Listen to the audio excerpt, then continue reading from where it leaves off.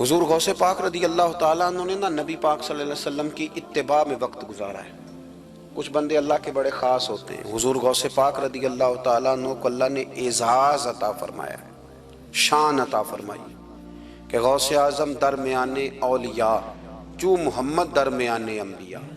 اس طرح نبیوں میں رسول کریم کا مقام ہے نا، اس طرح ولیوں میں غوث پاک جیلانی کا مقام ہے۔ حضور غوث پاک رضی اللہ تعالیٰ عنہ کو اللہ نے کئی اعزازات دیے۔ سب سے بڑی بات یہ کہ اللہ نے انہیں کرامات عطا کی۔ کرامت دین کا پورا ایک حصہ ہے۔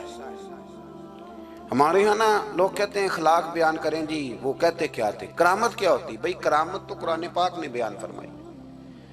آصف بن برخیا جناب بلقیس کا ملکہ بلقیس کا تخت لائے تھے۔ یہ اللہ نے کیوں آیت نازل کی قرآن پاک میں؟ وہ قصہ کہانی ہے کہ وہ جی تخت لائیں، یہ کیوں بیان کی؟ اور تخت آیا کس طرح آیا؟ انہوں نے کہا کہ آنکھ جھپکنے سے پہلے آ جائے گا، پھر آیا کہ نہیں آیا؟ ان سے پوچھا یہ کیسے آیا؟ کہنے لگے ھذا من فضل ربی۔ او سنگیو، صرف حضرت سلیمان علیہ السلام کا امتی تخت لا سکتا ہے، نبی پاک کا غلام نہیں لا سکتا؟ یار آپ نے کرامت کا انکار کر کے اپنے آپ کو کمزور کر لیا۔ اور نہیں جی نہیں، یہ کیسے ہو؟ کیا مطلب ہے اس کا؟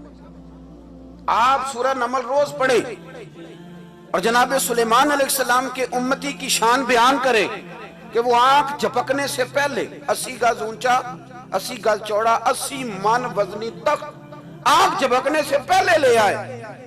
کسی بندے کا ایمان خراب نہیں ہوتا۔ اور میرے غوث پاک جیلانی، یہ وہ بندے ہیں جن کے بارے میں نبی پاک نے فرمایا کہ میری امت کے علماء بنی اسرائیل کے نبیوں کی طرح ہیں، امتیوں کی طرح نہیں۔ کن کی طرح؟ نبیوں کی طرح، نبیوں کی طرح۔ حضرت غوث پاک رضی اللہ تعالیٰ عنہ ہم کو ملانگ لوگ نہیں ہیں، الحمدللہ تعالیٰ۔ ہم تو غوث پاک کی کرامت بھی مانتے ہیں پر قرآن و سنت کی اینک لگا کے مانتے ہیں۔ یہ میری بات سمجھ لیں۔ حضرت غوث پاک رضی اللہ تعالیٰ عنہ طالب علموں کو سبق پڑھا رہے تھے، تو سبق پڑھاتے پڑھاتے نا ہاتھ آگے بڑھایا تو اچانک ہاتھ واپس آیا تو گیلا ہو گیا تھا سارا۔ تو شاگرد بھی بڑے سیانے ہوتے ہیں، انہوں نے سبق چھوڑ دیا، استاد جی کے گیلے بازو کو دیکھنا شروع کیا۔ حضور یہ کیا ہے؟ تو غوث پاک بھی غوث پاک تھے۔ ہر بندے کا ہاضمہ اتنا اچھا نہیں ہوتا کہ اس کو ہر بات ہضم ہو جائے۔ کئیوں کو بد ہضمی بھی بڑی سخت ہوتی ہے، کھٹے کھٹے ڈکار آتے ہیں بات سن کے، کانوں سے دھواں بھی نکلتے ہیں کئی دفعہ۔ تو انہوں نے پوچھ لیا فٹافٹ کہ حضور یہ کیا ہوا؟ تو غوث پاک کو پتا تھا کہ سب کا ہاضمہ ٹھیک ہے۔ میاں صاحب نے بھی کہا تھا خاصاں دی گل آما آگے نہیں مناسب کرنی۔ اگلا شعر میں نہیں یہ پڑھنا کیونکہ زیادہ ڈاڈ ہے، تو میں ادھر ہی رہتا ہوں، اتنا ہی کافی ہے کہ خاصاں دی گل آما آگے نہیں مناسب کرنی۔ انہوں نے کہا حضور یہ کیا ہے؟ تو آپ فرمانے لگے تمہارے والی بات نہیں۔ اللہ اکبر۔ ابھی سبق پورا ہو رہا تھا تو بندے دوڑے دوڑے آ گئے اور انہوں نے نعرے لگانے شروع، یا غوث یا غوث یا غوث۔ لوگ کہتے ہیں غوث پاک سے ملتا نہیں۔ میں کہ ٹھیک ہے، انہوں نہیں نہ ملیا، جنہوں ملیا اس تے رولا پانا نہ بڑا ملیا ہے، بڑا ملیا ہے، بڑا ملیا ہے۔ اپنا اپنا معاملہ نا۔ کسی نے کہا حضور کچھ نہیں دیتے، تو کسی نے کہا میرے کریم سے گر قطرہ کسی نے مانگا، دریا بہا دیے، در بے بہا دیے۔ جس کو ملا ہے وہ تو شور کرے گا۔ تو تھوڑی دیر کے بعد ہی بندے پہنچ گئے،